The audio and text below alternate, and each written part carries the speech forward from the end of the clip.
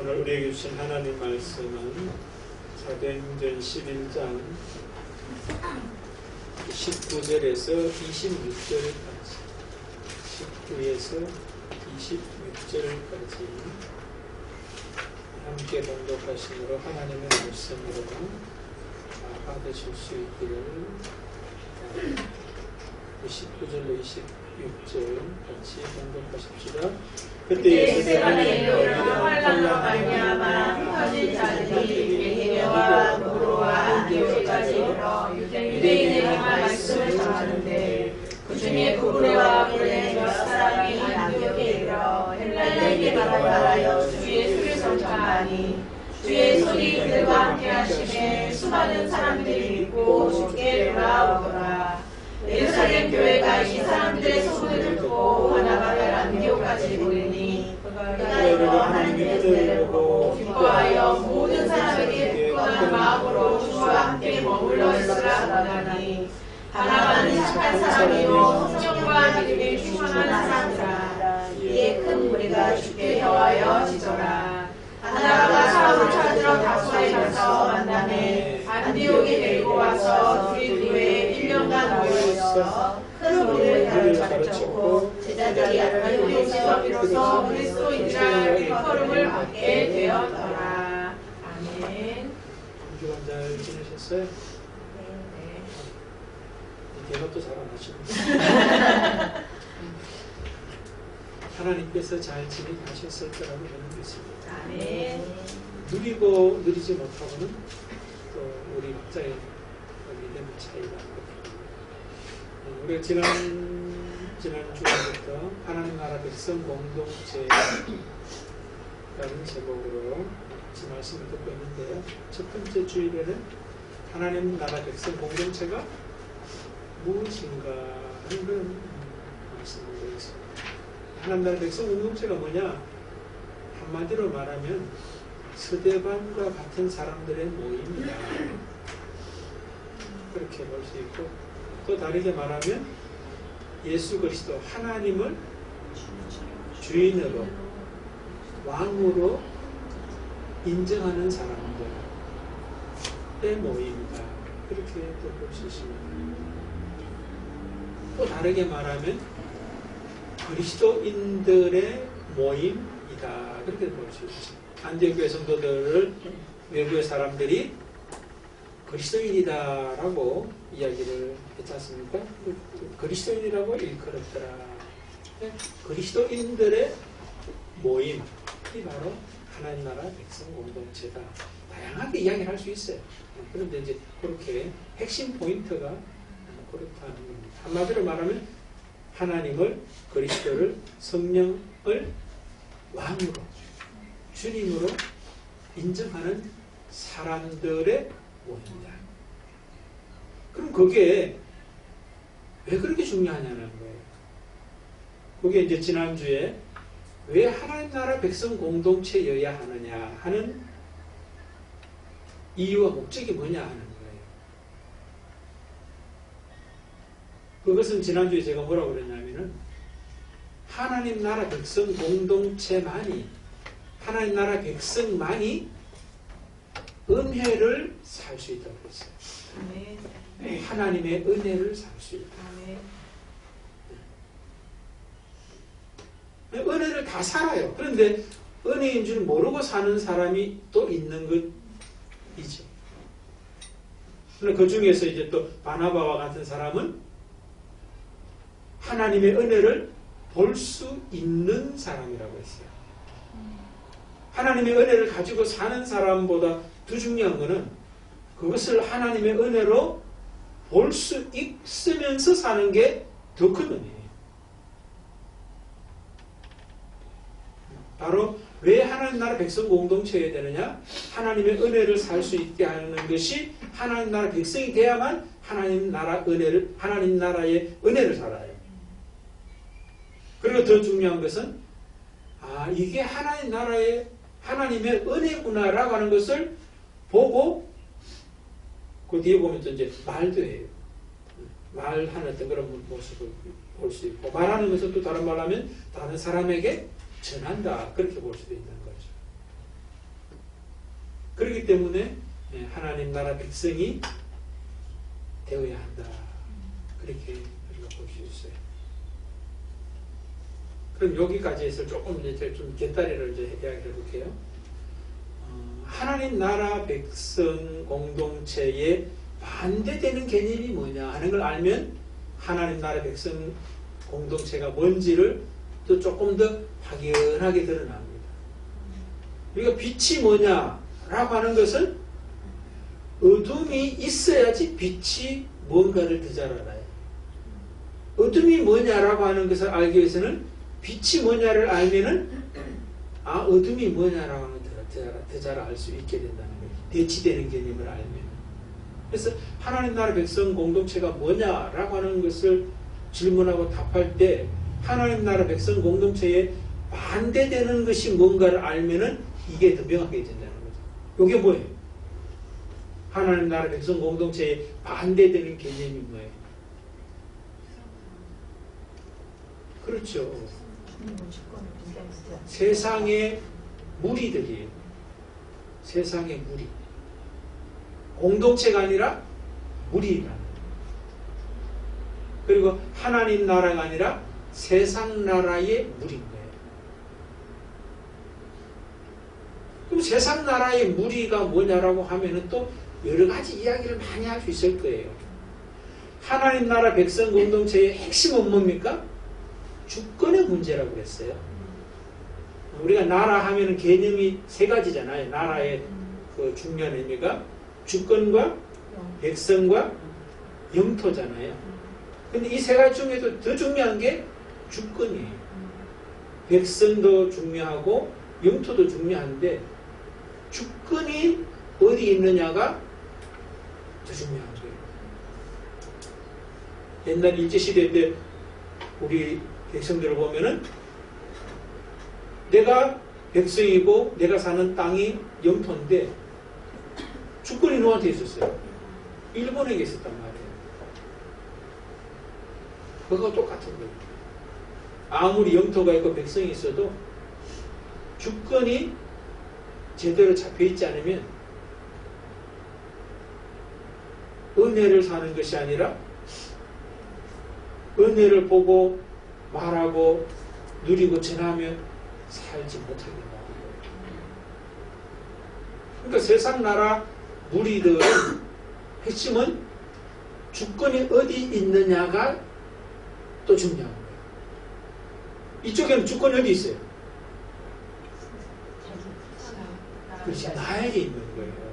우리가 세상 나라라 해가지고 뭐 바이든에게 있고 뭐 윤석열 대통령이 있는 게 아니라 나에게 있어요. 나에게 내 존재와 내 인생의 주권을 나에게 두고 살아가는 사람들이 모여있는 나라가 세상 나라라는 거예요.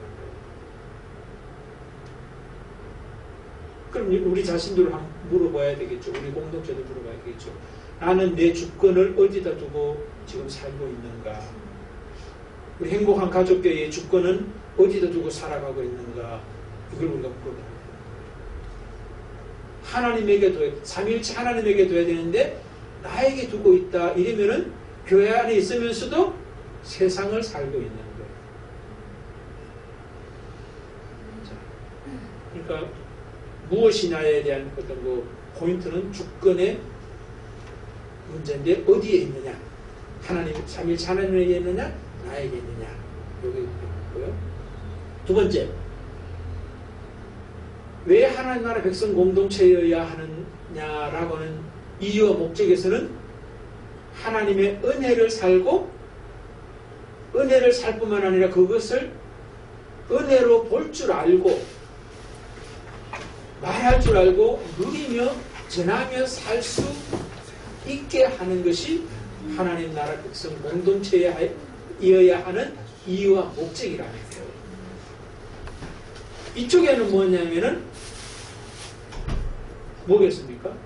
나가 주인 되어서 살아가면은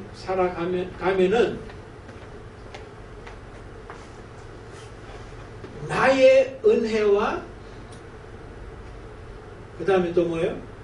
나의 은혜를 보고 말하고 전하면서 살게 되는데 그 삶은 은혜가 사실은 아닌 거예요. 왜? 내가 주인이 되는 사람에게는 당연한 것이지 은혜가 있을 수 없는 거예요. 그리고 내가 주인 되어 살아가니까 은혜가 있는 것이 아니라 순간순간은 자기가 생각하는 기쁨은 있을 수 있지만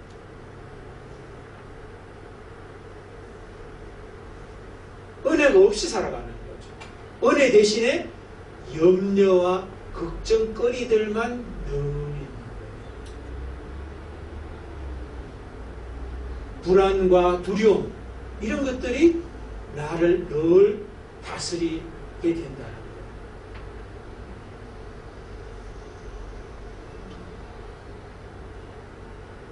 우리 가운데도 그런 게 많죠, 그렇죠? 이쪽이 지금 많은 거예요. 근데 이쪽에 있던 우리를 뭐예요? 구원하신다라고 하는 말은 이쪽에서 이쪽으로 불러내시는 게 구원인 거예요. 여기에 있으면서 이쪽의 삶을 살도록 이끌어내시는 그게 구원인 거지 교회 다니는 게 구원 아니에요. 여기서 이쪽으로 와야 되는 거예요. 최소한 이쪽에서 이쪽으로 가는 모습들이 날이 가면 갈수록 더 커져가야 되는 거예요. 수십 년 신앙생활을 했다고 하는데도 이쪽의 모습이 더 커져 있거나 계속 머물러 있으면은 이거는 교회만 왔다 갔다 하는 어떤 그런 식이 되거든요. 예배당에만 왔다 갔다 했지 하나님 나라 백성으로 오지 못하는 어떤 그런 모습. 그럼 이제 이쪽에 있는 우리들의 어떤 그런 모습들이 이쪽으로 이제 어떻게 갈 수 있느냐가 오늘 여러분하고 같이 나누게 될 말씀인 거예요. 그럼 어떻게 하나님 나라 백성으로 또 하나님 나라 백성 공동체로 세워질 수 있느냐 하우의 문제가 이제 오늘 여러분하고 같이 나눕니다. 여러분 어떻게 하나님 나라 세상 나라 무리로서 살고 있던 우리를 하나님 나라 백성 공동체로 세워질 수 있겠냐는 거예요. 오늘 안디옥 교회 성도들의 모습 보면은 바로 이제 하나님 나라 백성 공동체로 세워졌다고 하는 것을 나 하나님 나라 백성 공동체야, 하나님 나라 백성이야 라고 하는 말로서가 아니라 다른 주변의 사람들이 저 사람들은 하나님 나라 백성 공동체다, 그리스도인들이다 라고 붙여주고 있잖아요. 붙였던 사람들이 긍정적 의미든 부정적 의미든 상관없이 그리스도인들이다 라고 하는 이름을 붙여줄 수 있었다는 거예요. 그게 굉장히 중요한 거죠. 내가 그리스도인이야 라고 하는 것이 그리스도인이 아니라 다른 사람도 인정해주는 그런 사람. 야, 행복한 가족교회 사람들은 정말로 예수 그리스도를 믿는 사람인 것 같아. 이런 말이 주변 사람들이 붙여줄 수 있어야 된다. 그리고 바나바 같은 경우도 이제 예루살렘 교회 사람이었잖아요. 그런데 안디옥 교회에 와보니까 야, 정말 하나님의 은혜가 있다라고 하는 것을 보게 됐잖아요. 말하게 되잖아요. 우리에게 하나님의 은혜가 있으라고 말하는 것이 아니라 안디옥 교회 성도들이 말하는 것이 아니라 다른 교회 성도인 바나바가 와서 봤을 때 하나님의 은혜가 있었다. 이 말은 그들 속에 뭡니까? 은혜가 나타났다는 거예요. 안디옥 교회 성도들에게서 나타났기 때문에 바나바가 볼 수 있는 거예요. 자, 그럼 안디옥 교회 성도들이 하나님 나라 백성 공동체를 세워지는데 중요한 어떤 그런 역할들, 통로가 무엇이었을까라고 하는 걸 우리가 한번 살펴보면 우리도 신앙생활을 오래 하면서도 아직까지도 세상 나라 무리로서 살아가고 있는 모습들에서 하나님 나라 백성 공동체로서 세워지는데 중요한 어떤 그런 그 계단 뭐이 돼가지고 우리가 이쪽으로 올 수 있게 된다 하는 거죠.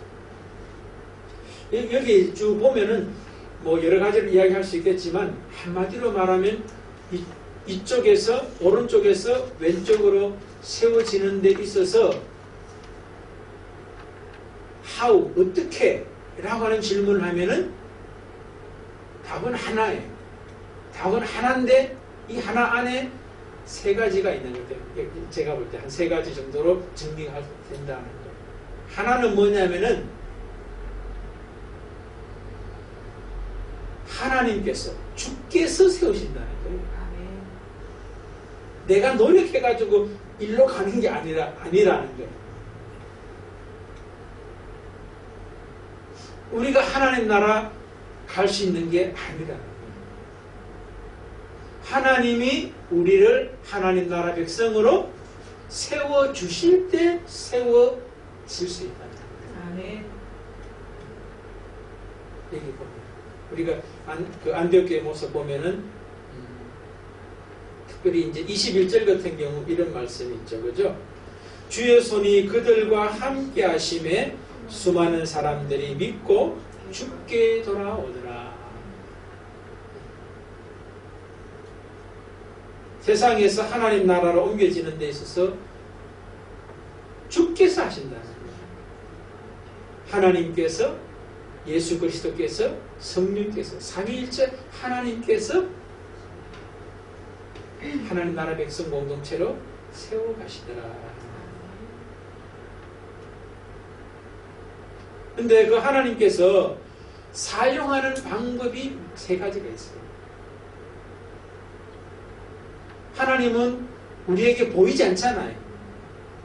보이는 하나님의 통로가 되는 세 가지 통로가 있다는 거예요. 그것을 통하여 하나님 나라 백성 공동체로 세워가시더라. 그 첫 번째가 뭐냐면은 환난이에요.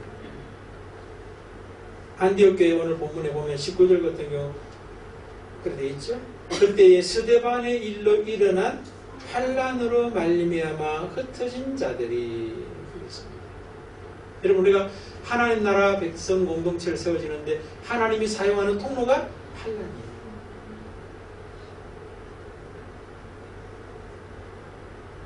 아까 전에 제가 말씀드렸죠. 하나님 나라 백성 공동체와 세상 나라 무리들과의 차이에서 핵심이 뭐라고 그랬어요? 주권, 주인, 누가 주인이냐라고 하는 것이 핵심이라고 그랬어요. 그러니까 환난을 하나님이 사용하시는 목적이 결국은 뭡니까? 주권이 어디 있느냐를 가르쳐주는 거예요. 알리는 사건이 환난이에요. 우리가 환난을 만나게 되면은 주권을 나에게서 나 아닌 다른 곳으로 옮겨가게 된다는 거예요. 우리가 건강의 문제라든지 또 뭐 자녀든지 물질이든지 이 세상에서 추구하는 어떤 그런 것들이 있잖아요. 그죠? 그런 것들이 우리 인생에서 환난으로 찾아올 때 그것의 궁극적인 목적은 그것이 주인이 아니야 라고 하는 것을 말씀하시는 모습입니다. 그러니까 여러분들이 지금 환난을 당하고 있는 내용이 있죠. 그죠? 그 내용의 목적은 그것을 어쩌면 내가 주인으로 삼고 있는 것일 수 있어요. 맞죠? 그죠? 그것을 주권 주인으로 삼고 있지 않으면 나에게 문제가 안 돼. 기본적으로 내가 중심에 두고 있고 주인으로 두고 있기 때문에 문제가 된다는 거예요. 그런데 그것을 문제되게 하신 이유가 뭐냐면은 얘야 네가 지금 그 문제라고 생각하는 거 환난이라고 생각하는 그것이 너에게 주인이 되고 있구나 라고 하는 것을 하나님이 우리에게 말씀합니다.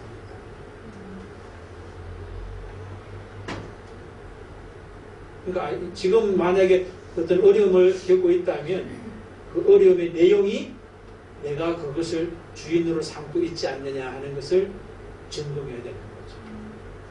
뿐만 아니라 이것이 주인이 아니라 하나님이 주인이시다 라고 하는 쪽으로 옮겨가라고 하는 메시지라고 합니다. 그러면 그 환란은 뭐예요? 은혜라고 하는 거예요. 주인이 아닌 것을 주인으로 따라가고 있는 나를 참 주인인 하나님께로 가라고 하는 메시지가 환란이니까 그 환란은 은혜다, 하나님의 은혜다라고 말합니다. 바나바가 안디옥 교회에 갔을 때 먹을 것도 제대로 없고 입을 것도 잠잘 것도 제대로 없는 사람들 가운데에서 하나님의 은혜를 볼 수 있었던 것은 안디옥 교회 성도들에게 그들이 스데반의 일로 말미암아 집도 빼앗기고 그 친척도 잃어버리고 자기 어떤 소유도 잃어버리고 도망칠 수밖에 없었잖아요. 그런데 그 속에서 하나님의 은혜를 나타낼 수 있었다는 것은 예루살렘에 있으면서 가지고 있던 이것이 주인이 아니라 하나님이 진짜 주인이다라고 하는 것을 이 사람들의 삶의 현장에서 현재에서 나타내고 있었다는 거예요. 그러니까 바나바가 거기에 가서 하나님의 은혜를 볼 수 있다.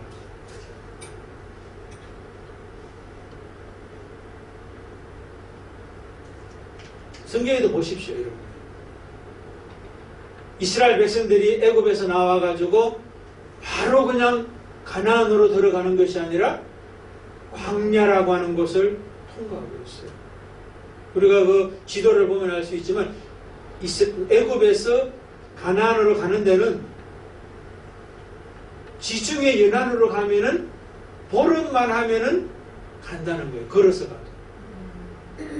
그런데 지중해 연안으로 가지 않고 홍해가 있는 바다 밑으로 내려와가지고 광야를 돌고 돌아서 요단강을 건너서 가나안으로 들어가게 하신 이유가 뭐냐? 주인이 뭔가 누구인가 라고 하는 것을 가르치는 과정이 광야의 과정이었다라고 하는 걸 우리가 알 수 있습니다. 우리의 현재도 마찬가지인 거예요. 우리의 삶의 현재가 광야 아니겠습니까? 이 광야는 바로 주인이 누구냐라고 하는 것을 가르치는 매 순간순간이다. 그런데 그 광야 생활 속에서도 뭡니까? 주인이 명확하게 정립된 모세라든지 여호수아라든지 갈렙은 광야 속에서도 이미 가나안을 살고 있었던 걸 우리가 볼 수가 있어요. 그래서 우리 삶 속에서 환란인 이유는 주인의 정립이 되지 않음이 그 원인입니다. 그러니까 여러분들 인생에서 환란을 만날 때 주인 정립을 명확하게 하시면 더 이상 그것은 환란이 아니라 은혜라고 하는 것을 고백할 수가 됩니다. 그 은혜를 사시기를 주의 이름으로 축복을 드립니다. 아멘. 두 번째, 하나님께서 전적으로 세상 나라 무리들에서 하나님 나라 백성 공동체로 세워가는데 사용하는 두 번째는 뭐냐면은 사람들이에요. 오늘 본문의 그 위쪽에 보면 특별히 이제 그렇죠? 그리스도인으로 세워지는 데 있어서 굉장히 중요한 통로가 뭐냐면은 25절 26절이에요. 바나바가 사울을 찾으러 다소에 가서 만남에 안디옥에 데리고 와서 둘이 교회에 1년간 모여있어 큰 무리를 가르쳤고 제자들이 안디옥에서 비로소 그리스도인이라 일컬음을 받게 되었더라. 다시 말해서 바나바와 사울과 같은 사람들을 통하여 안디옥교회 성도들이 그리스도인으로 하나님 나라 백성 공동체로 세워지는데 중요하게 사용한 통로라.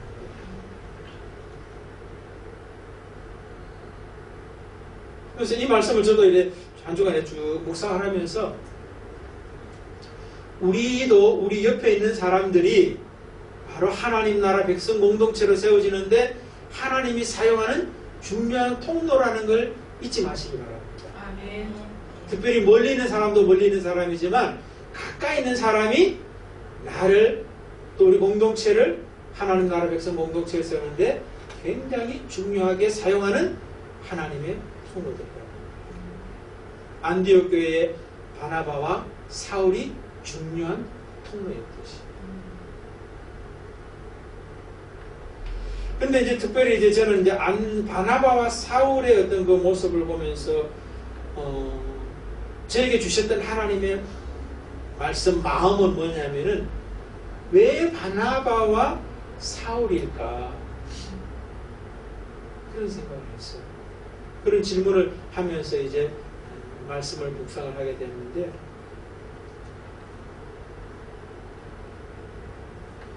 우리가 바나바는 1차적으로 잘 알고 있죠. 그죠? 바나바는 예루살렘 교회에 있을 때도 원래 이 바나바는 별명이에요.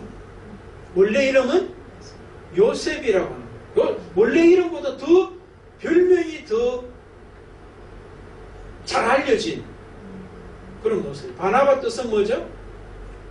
권위자, 권면과 위로를 잘하는 사람이다 라는 뜻이거든요. 그러니까 어떤 사람은 바나바를 그런 권면과 위로를 잘하는 사람에서 그 말씀을 잘 전하는 사람이다 그렇게 말하는 사람도 있더라고요. 주석가에 보니까.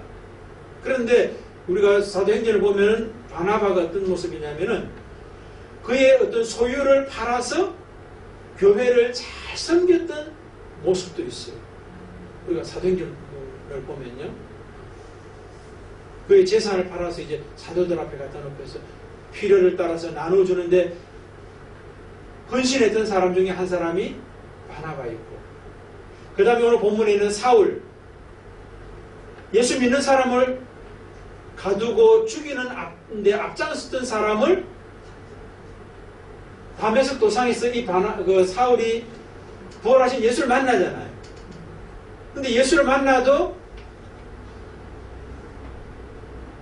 다른 사람이 이 사울을 인정을 해주지 않아요. 그런데 예루살렘 교회에 사울을 이제 소개하고 예루살렘 교회가 사울을 받아들이는데 중요한 역할을 하는 사람이 바나바예요.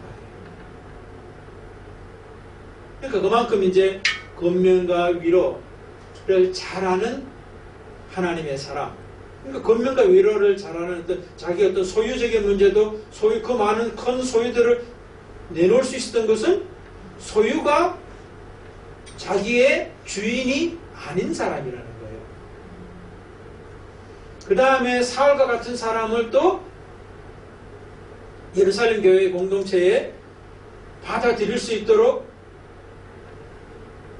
말을 했을 때 예루살렘 교회가 받아들일 수 있었던 것은 그만큼 예루살렘 교회로부터 신뢰를 받았던 사람이 바나바인 거예요.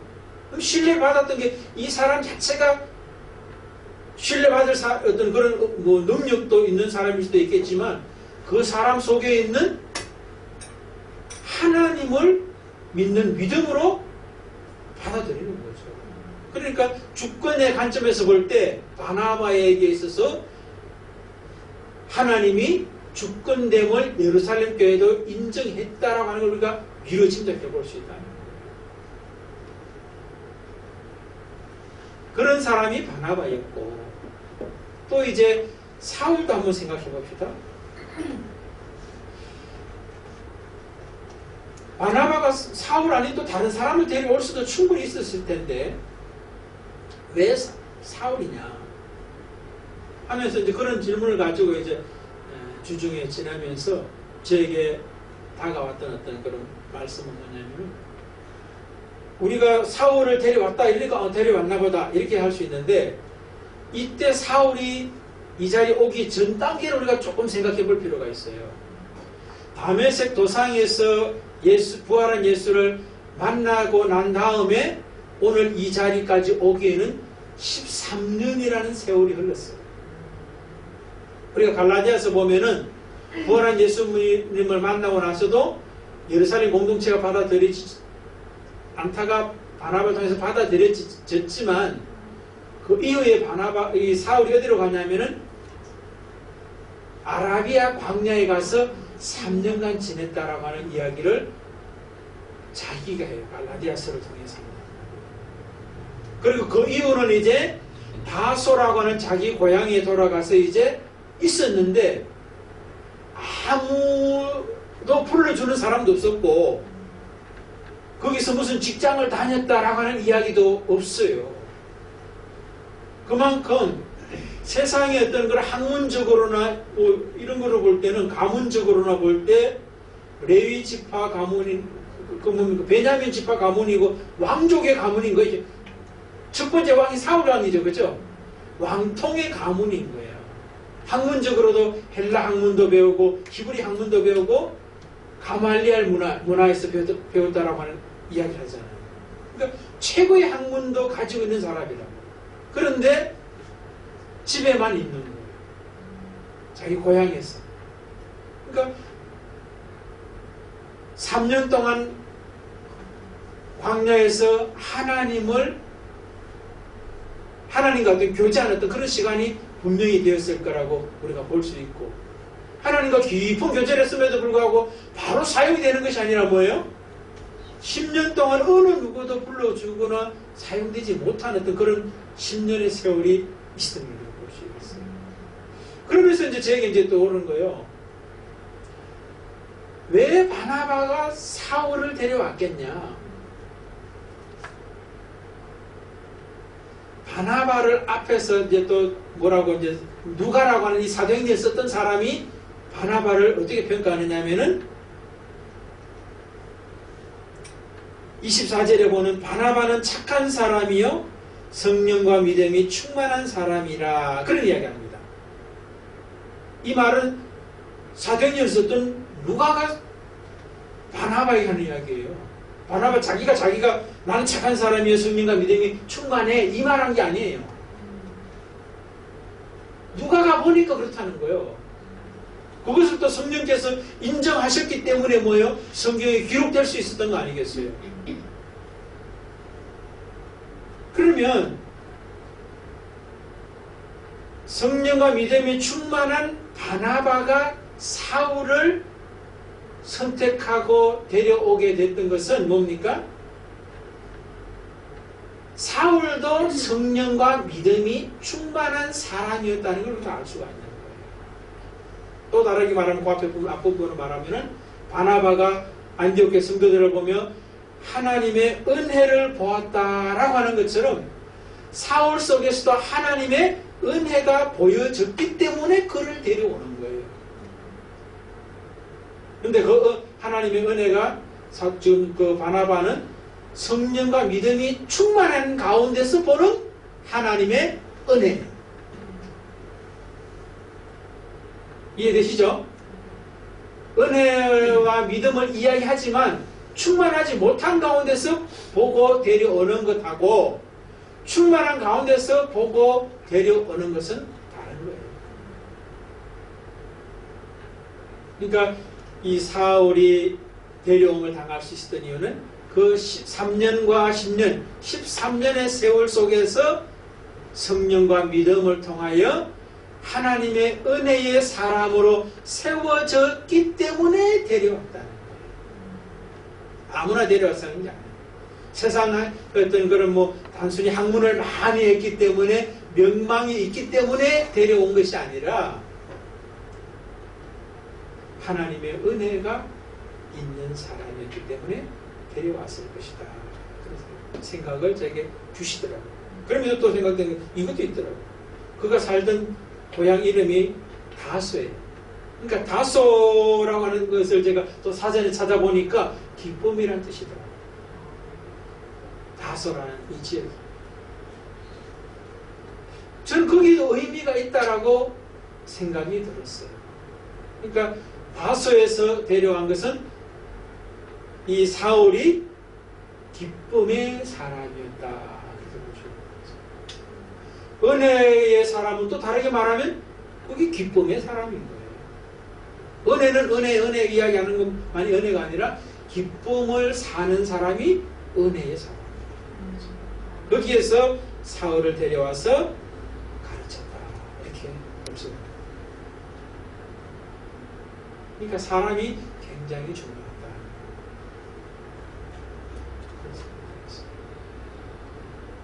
그래서 여러분들도 사람과 어떤 교제하고 만나서 하나님 나라 백성 공동체로 세워지는 데 있어서 굉장히 중요한 게 은혜를 볼 수 있고 말할 수 있고 또 은혜의 사람으로 세울 수 있는 그 사람들과 교제하는 게 굉장히 중요합니다. 마지막 세 번째는 또 뭐냐 했을 때 이게 전 제일 중요한 것 같아요. 앞에 것도 그 환난도 굉장히 중요하고 내 옆에 있는 하나님의 은혜를 아는 사람, 볼 수 있는 사람, 말하는 사람과 교제를 통하여서도 세워질 수 있는데 세 번째 이게 전 핵심인 것 같더라고요. 혹시 그게 뭘까요? 여러분?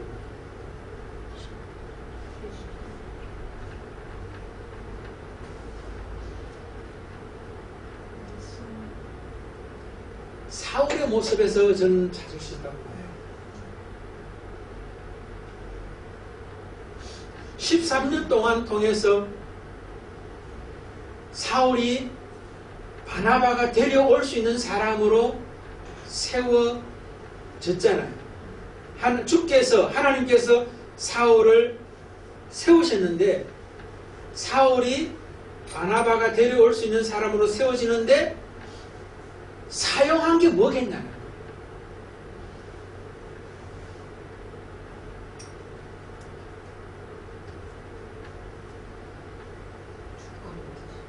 예, 주권 인정인데 주권 인정하는데 굉장히 중요한 역할을 하도록 사용한 하나님의 도구가 있다.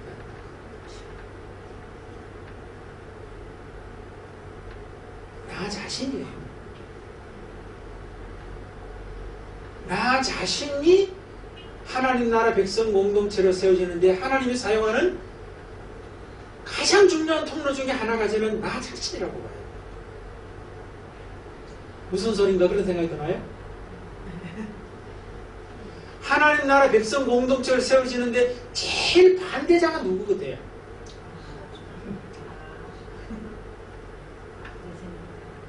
나예요, 나. 환난요? 그거 어쩌면 아무것도 아닐 수 있어요. 주변에 좋은 사람들, 하나님의 사람 굉장히 귀합니다. 그러나 그것도 아무것도 아닐 수도 있어요. 하나님이 나를 하나님 나라 백성 공동체를 세우는 데 있어서 가장 중요하게 사용하는 게 나 자신이에요.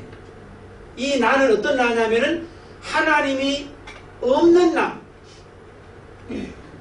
내가 주인이고 내가 왕인 나를 사용하신다는 거예요. 사울이 바나바가 불러오는 사울이 되는 데 있어서 굉장히 중요한 게 자기 자신과의 싸움이라는 거예요.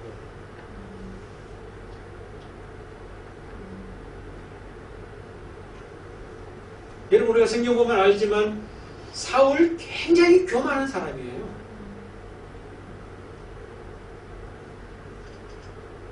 그렇지 않아요? 스데반 죽이는데도 앞장섰던 사람이고 또 그 다음에 바나바가 어쩌면 스승인과 같은 사람이잖아요. 그런데 나중에 우리가 1차 전도여행 마치고 와가지고 2차 전도여행 갈 때 마가 요한을 데리고 갈 때 스승을 스승으로 대접도 안 하고 그냥 짓밟아 버리는 어떤 그런 모습이 나와요. 굉장히 교만한 어떤 그런 모습이 순간순간 튀어나왔던 사람이 사울이에요. 그랬던 사울이 이제 나중에 가보면은 이제 마가 요한을 데려오라 하는 사람으로 바뀌어버려요. 그 사람 필요 없다라고 했던 그 사람이 그 사람 내게 필요한 사람이다 라고 하는 사람으로 사울이 바뀌는 그런 모습이 있거든요. 그러니까 결국은 하나님 나라 백성 공동체를 세워주는 데 있어서 어쩌면 가장 중요한 역할은 하나님을 인정하지 않던 나가 굉장히 중요하게 사용하시는 하나님의 도구. 아까 전에 제가 말씀드린 거예요.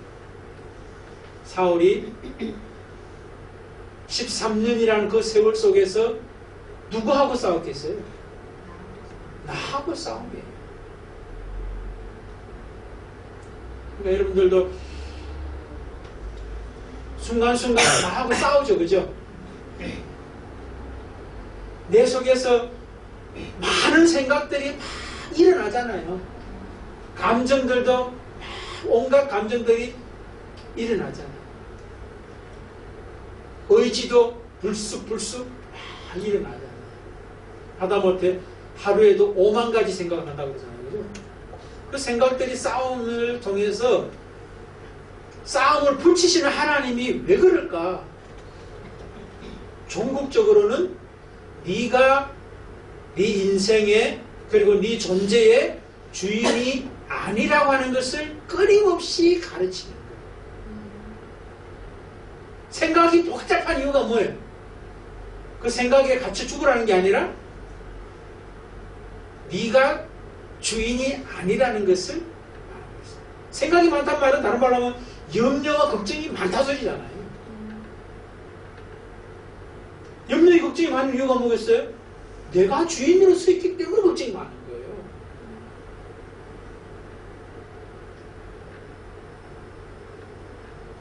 그래서 여러분들 생각이 복잡해지면은 내가 주인이 아니지라고 생각합니다. 아시겠어요?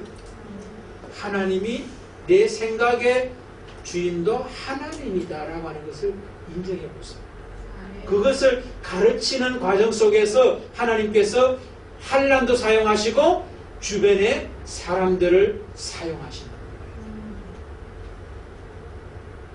그래서 결국은 하나님 없는 나에서 하나님이 내 속에 계신 나로 세워 가십니다. 그래서 하나님 나라 백성이 되게 하심으로 내 삶에 펼쳐지는 모든 환경과 만남과 생각들, 감정들이 다 하나님의 은혜다라고 하는 것을 볼 수 있게 만들어줍니다. 이 사람에게는 하나님 나라가 펼쳐지는 거죠. 이 사람은 하나님 나라 백성이 된 사람이에요. 또 다른 사람도 하나님 나라 백성으로 초청할 수 있는 사람이 됩니다.